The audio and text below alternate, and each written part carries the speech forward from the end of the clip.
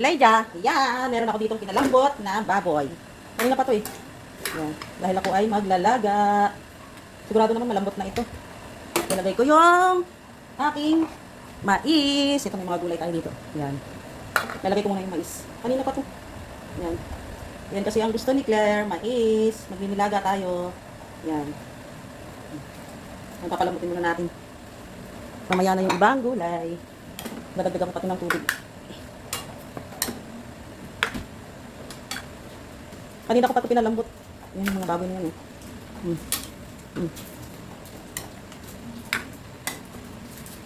Takpan natin. Mamaya ulit pag gumulo. Nagdagan natin ang tubig kasi kakaunti na lang ang sabaw. Yan, mainit na tubig. Diba? Masarap ito maraming sabaw. Kasi pa nagdagan pa natin. Yan.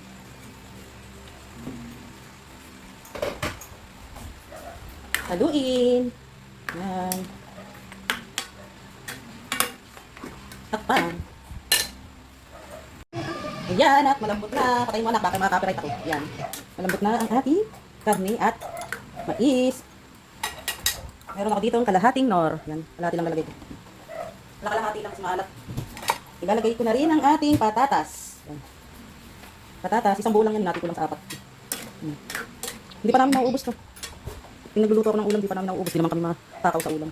Basta may sabaw lang. Nalagay ko na rin ang ating beans. Yan, beans. Yan, basta maraming gulay. Ang ating repolyo. Yan. Repolyo. Sabaw lang. Ulam na ulam na. Diba? Meron pa ako dito. Pechay. O, diba? Sagana sa gulay. Saan ka pa? Importante mga magulay. May masustansya yan. May iwan pa. Hintayin na natin lumambot siyang mga yan. Patingnan natin. Yan, titingnan natin ang ating gulay. Yan. Yan, medyo malukulo ng konti. Yan ko lang yung gulay. Bango! Napakabango! Bango ng amoy ng nilaga. Wala lang dito saging. Wala akong nabiling saging. Ay, kalimutan ko. Diba? Panalo! Ang ating nilaga. Gulay lang nito ay ulam na eh.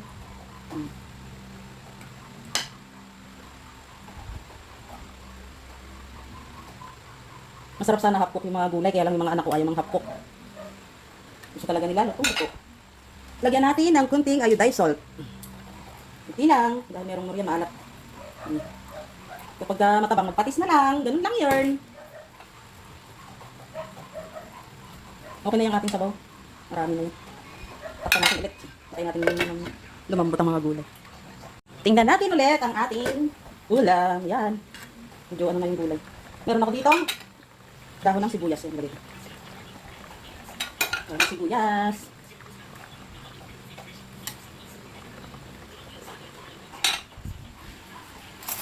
Chicken. Tingnan natin ang ating niluto. Nilaga. Kung pasok na ba sa ating panlasa. Sarap. Yum. Pakasarap. Sarap nito sa usawan, patis at kalamansi na may sili. Haluin na natin. Yan. Haluin. Ating baboy.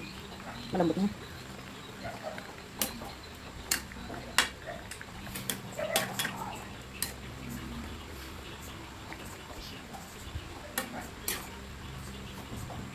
Sarap. Yan. Parang ang konti na lang ng sabaw. Meron pa akong mainit. Dagdagan natin konti. Mag-a-add tayo ng konti pang sabaw. Kasi naubos na. Mainit naman ito yan.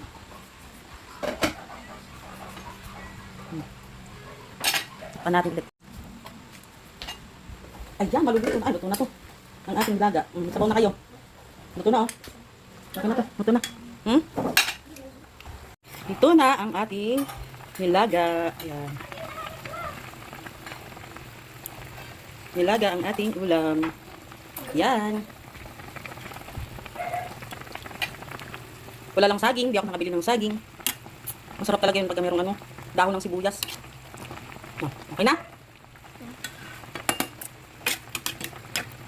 Yung ulam na yan hanggang hapon pero hindi pa rin nauubos. Let's eat. Sarap.